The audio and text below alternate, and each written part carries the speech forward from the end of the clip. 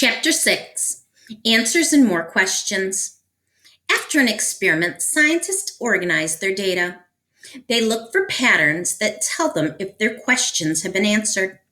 Math is one way of finding patterns. Tables and graphs are other tools scientists use. Scientists avoid bias when making their observations. They also avoid bias when looking for patterns. Supporting a hypothesis. It's usually easy to tell when a hypothesis needs to be rejected. Supporting one can be more difficult. It's usually impossible to include all members of a group in an experiment. But if the sample size is large enough, the results will closely match the true situation. For this reason, choosing a good sample size is a big part of the experimental design. It's also important to keep in mind when deciding whether a hypothesis is supported. Checking each other's work.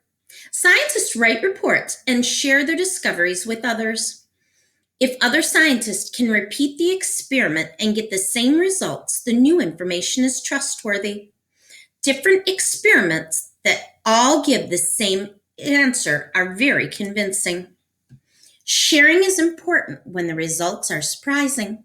If the data goes against what's already known, scientists may need a lot of convincing. New question. The scientific method doesn't end when discoveries are accepted.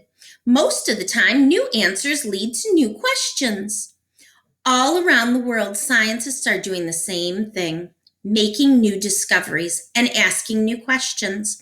And they'll keep looking for answers using the scientific method. And here is a timeline of important dates. Other ways you can find the scientific method in the real world. Stop and think. Why do I care? This book explains how scientists and regular people use the scientific method every day. List 2 or 3 ways that you use the scientific method. For example, pretend you've been given a new type of cell phone. What steps do you follow to learn how it works? Another view. Find another source about the scientific method or one of the scientists covered in this book. Write a short essay comparing and contrasting the new source's point of view with that of this book's author.